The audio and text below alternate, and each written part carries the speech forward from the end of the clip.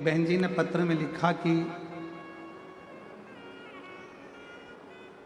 आपकी कथा में सबसे ज्यादा महिलाएं क्यों आती हैं, प्रश्न था।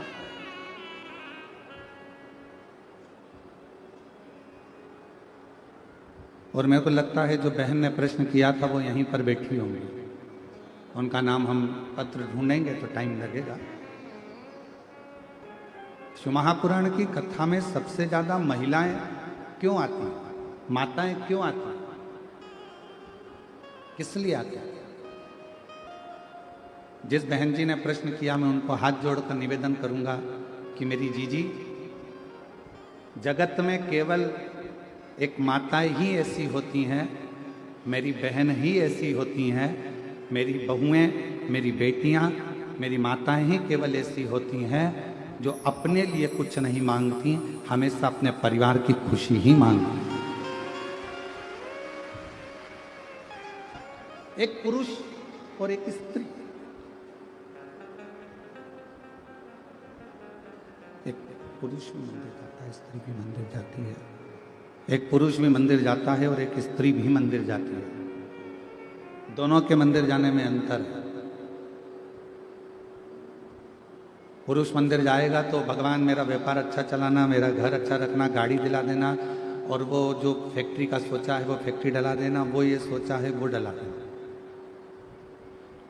और माँ, एक स्त्री, एक नारी जब मंदिर जाती है, भगवान मेरा बेटा वहाँ रहता है रायपुर में, देख लेना, बहू को संतान नहीं है, बाबा कृपा करना, बेटी है ना वो एग्जाम दे रही है, बाबा मेरा पति बहुत मेहनत करता है, उसको फल ही नहीं मिलता है, बाबा कृपा कर देना, बाबा मेरे ससुर की तबीयत बहुत खराब है और वो देवर है ना वो उसके पाँव बहुत दुखते हैं, बाबा उसने ऐसा करा है, मेरी सास ऐसी करी है।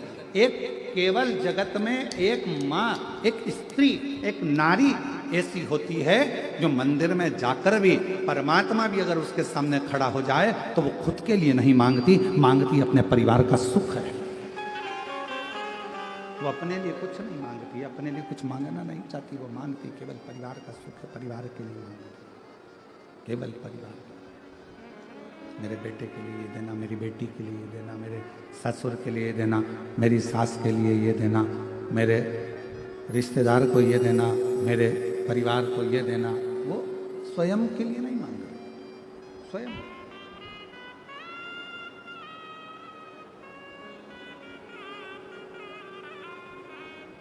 किसके लिए व्रत रखते हो? चतुर्थी का व्रत मेरी माताएं रखती है, चौथ का व्रत अपने पति के लिए, संतान सप्तमी का, ये स्पीकर नहीं चल रहा है बाबू, स्वयं आके सुनिए, सारे स्पीकरों को खुदाओ और सुनो। संतान सप्तमी का व्रत माताएं करती हैं अपनी औलाद के लिए, अपनी संतान के लिए।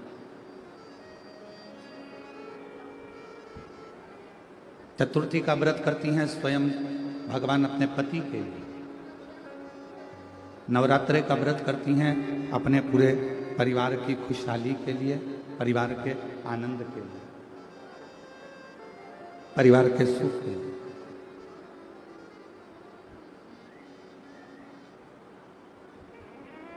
जितने व्रत मेरी माएँ कर रही हैं, जितने व्रत मेरी माताएं धारण कर रही हैं, सब दूसरे के लिए, परिवार के लिए, कुटुंब के लिए, कबीले के लिए, नातों के लिए, रिश्तों के लिए, सब के लिए, स्वयं के लिए कुछ नहीं।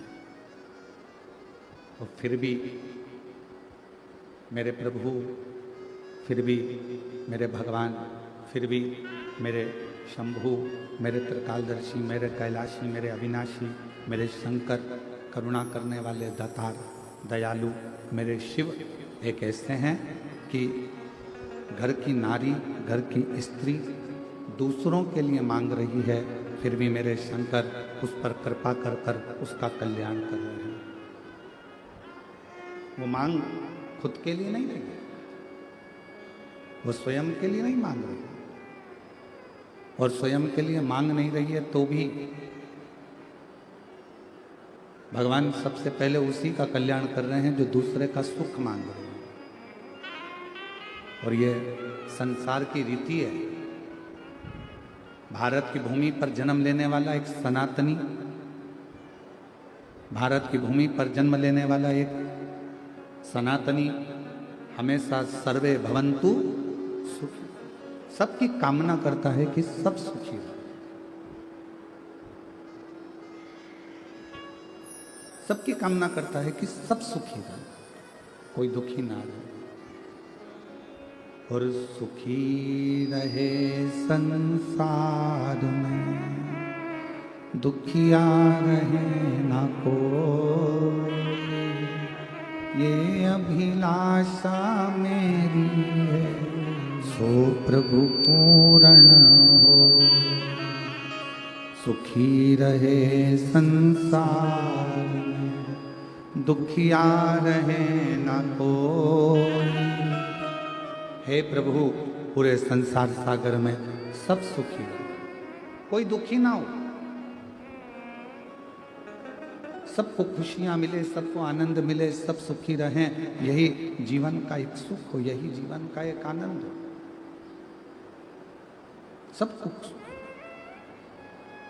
शिव महापुराण की कथा कर रही है, भगवान शंकर का चरित्र कर रहा है, शिव तत्व कर रहा है। शंकर भगवान की कथा कहती है कि मन साफ कर लेना मतलब शिव को अपने भीतर उतार लेना। भगवान शंकर को अपने भीतर प्रवेश करा देना, भगवान शिव को अपने भीतर उतार लेना। यदि मन साफ है तो, अगर मन क्लीन है तो मन साफ। और शंभु शरण मांगू घड़ी रे घड़ी, दुख काटो दया करी दर्शन आपो। शंभु शरण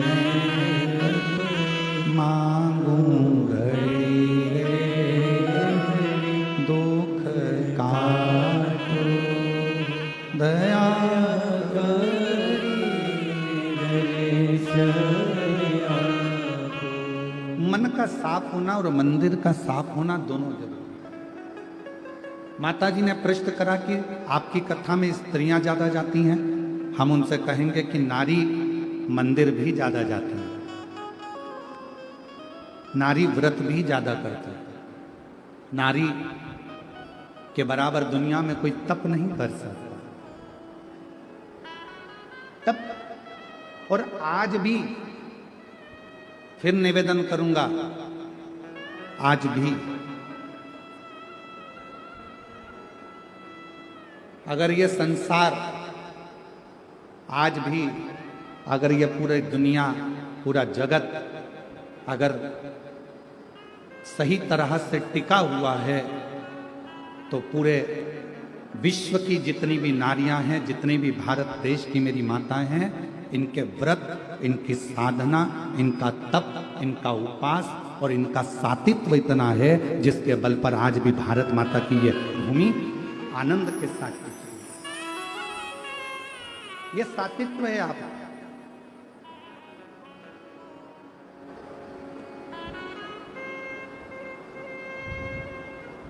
ये आपके घरों का संस्कार है।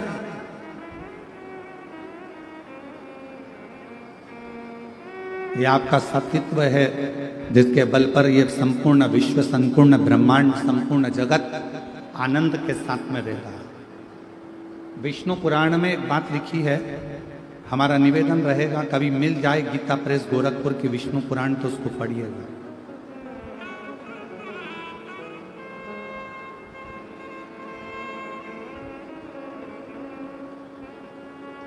कभी गीता प्रेस गोरखपुर की विष्णु पुराण यदि आपके घर में हो, आप ज्यादा नहीं पढ़ सकते तो हिंदी की टीका पढ़िए।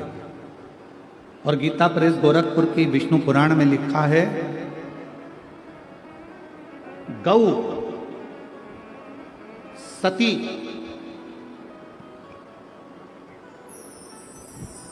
एक गौ माता और एक सती नारी जब तक पृथ्वी पर है तब तक पृथ्वी पर अकाल नहीं पड़ सकता। यह विष्णु महापुराण के अंतर्गत है। एक गौ माता और दूसरी सती नारी। और ये आपका सातित्व ही तो है। ये मेरी जीजियों, कोई भी घर में त्योहार आता है तो सबसे पहले पति कोई तैयारी नहीं करता, घर का बेटा कोई तैयारी नहीं करता, घर की बेटी, घर की माँ, घर की स्त्री, घर की सास, घर की बूढ़ी माँ, घर की बहुएं, बेटियां तैयारी करती हैं। सात्विकता है। विष्णु पुराण कहती है गौ माता और दूसरी सती नारी जब तक पृथ्वी पर है, जब तक गौ माता और सती नारी जब तक पृथ्वी पर है, तब तक ये पूरा ब्रह्मांड श्रेष्ठता में चल रहा है और कोई भूखा नहीं रह सकता। कोई भूखा नहीं रह सकता, वो श्रेष्ठता में भूखा नहीं। शिव कथा कह रही है, भगवान शंकर का संवाद कर रहा है, शिव महापुराण की कथा कर रही है। मन को साफ रखिए, मन को पवित्र रखिए। और तुम माना भोले बाबा, तुम आना भोले बाबा, मेरे मकान में तेरा डमरू डम डम बाजे सारे जहां। भगवान शंकर कौन से मकान में आप बुला रहे हो? भगवान शिव को किस मकान में निमंत्रण दे रहे हो? तो शिव महापुराण की कथा कहती है, ये गारे का, ईंट का, सीमेंट का, लोहे का बना मकान नहीं। हम किस मकान में? तो कहा मेरे मन के मकान में। तुम आना भोले बाबा, मेरे मकान में तेरा डमरू डम डम बाजे सारे जहान में। बाबा मेरे मन के मकान में आप आना। और किसको लेके आना? तुम गणपति को लाना, संग रिद्धि सिद्धि लाना, मेरे मकान में तेरा डमरू डम डम बाजे सारे जहान। आप गणपति मतलब बुद्धि को लेकर मेरे हृदय में प्रवेश करना, आप रिद्धि सिद्धि मतलब संस्कारों को लेकर मेरे हृदय में प्रवेश करना। ये मेरा मन रूपी जो मंदिर है, मकान है, इसके अंदर आप प्रवेश करें। इसके अंदर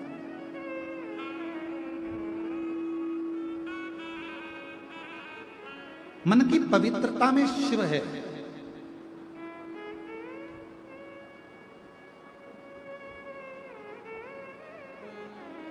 एक कितना सुंदर चरित्र आता है।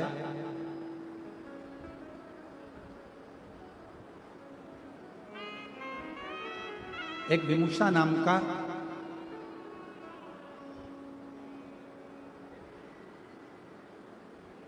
साधारण सा एक मानव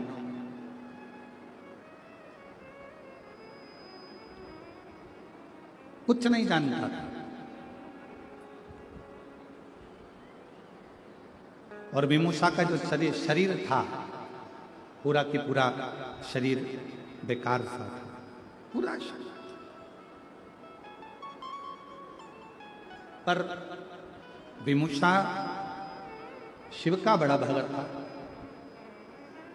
और जितनी मेरी जीजियां बेटी हैं, जीजा बेटे हैं, बेटी बेटियां, माताएं, मेरे भाई बहन जो बेटे हैं, बड़े सावधानी से सुनना इस कथा। विमुषा एक साधारण सा मनुष्य, दिखने में सुंदर नहीं था विमुषा। शरीर का रंग पूरा काला था, नेत्र भी बड़े विकराल लाल लाल भयंकर से, दांत बहुत काले से थे, शरीर पूरा बेकार से। जब उसका जन्म हुआ और विमुषा का जन्म हुआ तो उसके माता पिता ने सोचा कि इतना भयंकर बालक पैदा हुआ है, ये रहेगा, लोग क्या कहेंगे। इस बालक को वन में, जंगल में उसको छोड़ दिया और विमुषा को जंगल में छोड़ दिया। पर कोई पूर्व जन्म के संस्कार विमुषा के रहे होंगे, हम पहले भी कथा में कहे, कोई पिछले जन्म के अच्छे कर्म मुझे बाबा तेरा साथ मिला, कोई पिछले जन्म के अच्छे कर्म मुझे बाबा तेरा साथ मिला। विमुषा का कोई पिछले जन्म का कोई अच्छा कर्म होगा। शरीर बेकार था, शरीर पूर्ण तरह से आड़ा टेढ़ा बेकार विकलांग सा, शरीर काला सा, नेत्र बड़े, दांत काले टूटे, बड़ा विकराल सा उसका शरीर था। पर विमुषा शिव का बड़ा भक्त, शंकर की बड़ी आराधना करता था। जिस मार्ग से विमुषा निकल कर जाता था, उस मार्ग से महिलाएं, पुरुष, बच्चे, बूढ़े कहीं विमुषा ना दिख जाए, उसका चेहरा देखेंगे तो हमारा दिन बेकार हो जाएगा, ये विचार करते थे गांव के लोग। और उसका मुख नहीं देखते, उसका मुख नहीं देखते। पर आज के जमाने के लोगों को समझाए कौन कि उस भगवान ने जिस जिसको पृथ्वी पर जन्मा है, चाहे वो बेटा हो, चाहे वो बेटी हो, चाहे वो गोरा हो, चाहे वो काला हो, चाहे वो कैसा भी हो, जिस जिसको परमात्मा ने जन्म दिया वो कभी भी बेकार नहीं हो सकता। वो मेरे परमात्मा की भूमि पर रहा है, कैलाश बाबा की, शंकर जी की इस मृत्यु लोक में निवास कर रहा है, तो वो बेकार नहीं हो सकता। ये दुनिया की सोच है कि वो बेकार है।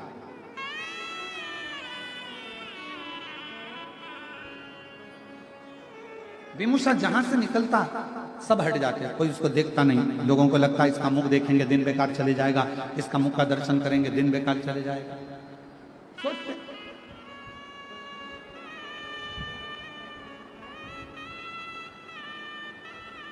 और ऐसा हुआ है।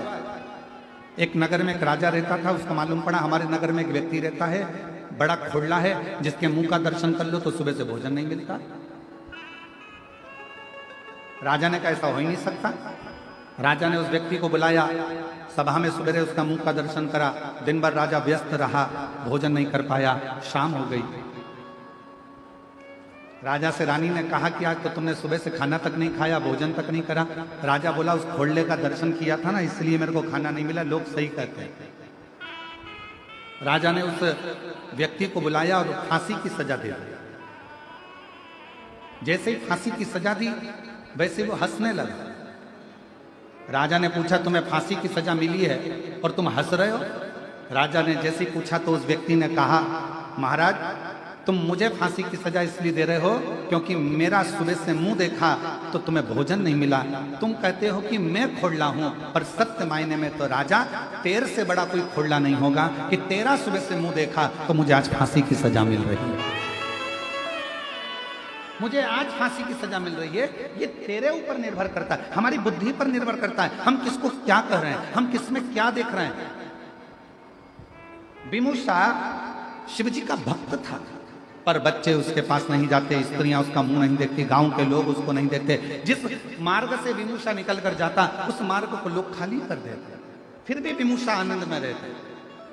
हम तो बाबा के भरोसे चलते हैं, हम तो बाबा के भरोसे चलते हैं। ये दुनिया वाले जगते हैं, ये दुनिया वाले जगते हैं, डमरू वाले के भरोसे चलते हैं, काशी वाले के भरोसे चलते हैं, ओ गणदानी के भरोसे चलते हैं। विमुषा जिस मार्ग से निकलता लोग रास्ता छोड़ देते, मुख नहीं देखते, गांव के लोग बड़ा आश्चर्य करते, विमुषा की ओर कोई जाता नहीं।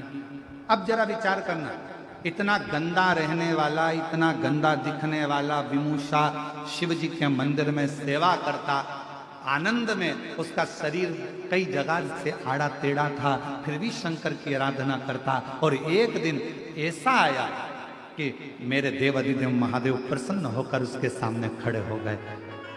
खड़े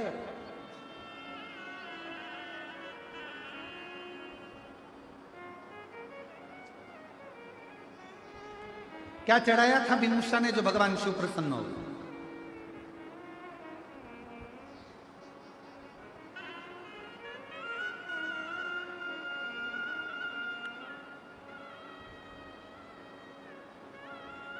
अरहर की पत्तियां।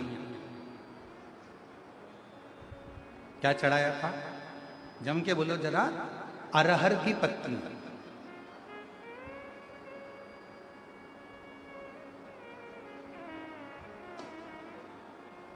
कई लोग उसको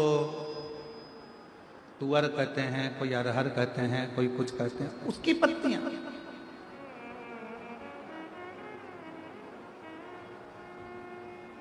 और निवेदन है, कई लोग कथा सुनेंगे तो बैठकर हो सकता है कि कथा में से कुछ ना कुछ छांटे और कहें, आप बताओ गुरु जी ने कह दिया कि अरहर की पत्ती भी शिव जी पे चढ़ती है। तो हमारा निवेदन है, पहले एक बार शिव महापुराण को जरूर पढ़ना। पृष्ठ संख्या गीता प्रेस गोरखपुर की शिव पुराण का 123वें नंबर का प्रश्न निकालना और उसमें पढ़ना। विदुषा की कथा कि अरहर की पत्ती का कितना महत्व है। कुछ नहीं मिला उसको, विदुषा को कुछ भी प्राप्त नहीं हुआ। अरहर की पत्तियों को तोड़कर भगवान शंकर का श्रृंगार कर रहा है, शिव का श्रृंगार। और कितना भोला है मेरा शंकर। ए मेरी जीजियों, तुम्हारे पास चढ़ाने के लिए बेलपत्र नहीं है, आग का पुष्प नहीं है, धतूरा नहीं है, तुम्हारे पास कनेर का फूल नहीं है, तुम्हारे पास जल नहीं है, तुम्हारे पास कोई वस्तु नहीं है, तो शिव महापुराण की कथा कहती है, मंदिर जाते समय रास्ते में कोई पौधा, कोई पेड़ मिल जाए तो उसकी भी पत्ती तोड़कर तुम शंकर जी को चढ़ाओगे तो भी शिव प्रसन्न हो जाता है, मेरा औघड़दानी प्रसन्न हो जाता है। मेरे शंकर भगवान को प्रसन्न करना बहुत सरल है। भगवान शंकर को प्रसन्न करने के लिए कोई कह रहा है धतूरा जरूर होना चाहिए, ये फूल जरूर होना चाहिए, बेलपत्र जरूर होना चाहिए। और कई लोग सुबह सुबह प्रदोष के आप गूगल सर्च करोगे तो ऊपर लिखा हुआ जाता है, ये मत चढ़ा देना, शंकर जी रुष्ट हो जाएंगे। शिव महापुराण की कथा तो यह कहती है कि चोर चोरी करने गया, चढ़ाने को तो जान दो, वो खुद ही चढ़ गया। शंकर जी रुष्ट हुए क्या? जम के बोलो जरा।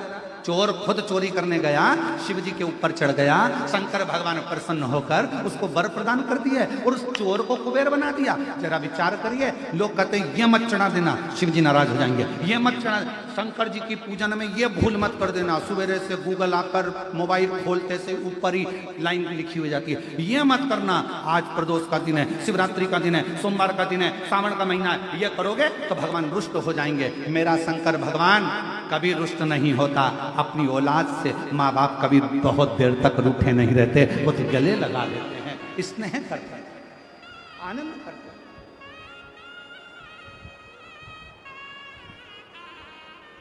ये दुनिया के लोगों ने तुम्हें डराने के लिए बहुत कुछ कर रखा है, ऐसा करोगे तो ऐसा हो जाएगा, ये मत करना, वो मत करना, शंकर जी की पूजन मत करना तो शिव जी पे चढ़ा जल मत, शिव जी पे बेलपत्र मत चढ़ाना तो ये मत खाना, तो ऐसा मत खाना तो वैसा। ये केवल भ्रम उत्पन्न करा, केवल। विदुषा क्या चढ़ा रहा है? अरहर की पत्ती, केवल अरहर की पत्ती से श्रृंगार।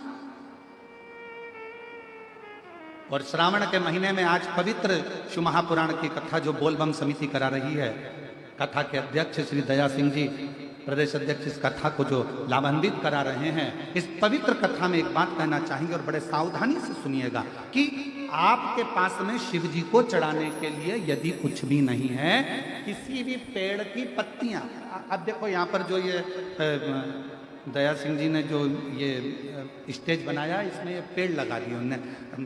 दया सिंह जी आपको साधुवाद है जो आपने प्रकृति की सुंदरता को जनमानस को प्रसिद्ध किया है। ये जनमानस को प्रेरणा है, जब स्टेज पे पेड़ लग सकता है तो आप भी अपने अपने नगर में पेड़ जरूर लगा, वृक्षारोपण जरूर करिए, ये प्रेरणा दी जा रही है।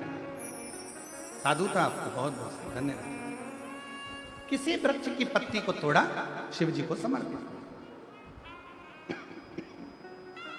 अब मंदिर में आपने पत्ती को चढ़ाया, लोग आपसे कहेंगे क्यों हर कैसे वृक्ष की पत्ती चढ़ा दी, तुमने बेलपत्र नहीं चढ़ाया, तुमने ये नहीं चढ़ाया, तो उसको कह देना मेरा पिता है शिव, वो काल अधिपति महाकाल मेरा जगत का पिता है, मेरा पिता है मेरा शंकर। और मेरे शंकर को रिझाने के लिए बहुत दिखावे की नहीं, मेरे काल अधिपति महाकाल को रिझाने के लिए किसी दिखावे की नहीं, मेरे काल अधिपति महाकाल को रिझाने के लिए तो केवल मीठी वाणी से पुकार लो, मेरा महाकाल राजा प्रसन्न होकर वर दे जाकर वर प्रदान। विदुषा के पास में क्या था? केवल अरहर की पत्ती।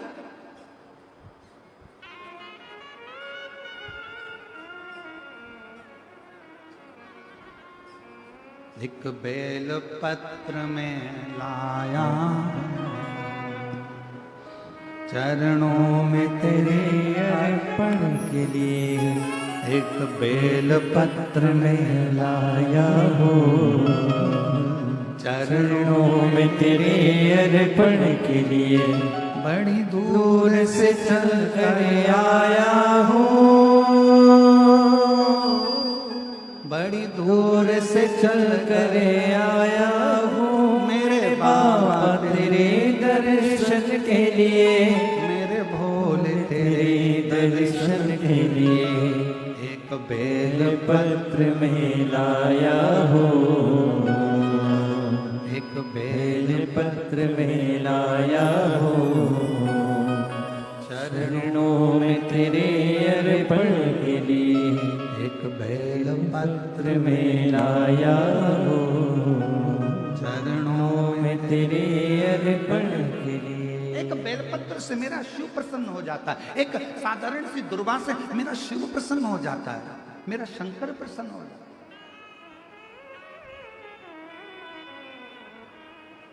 और कितना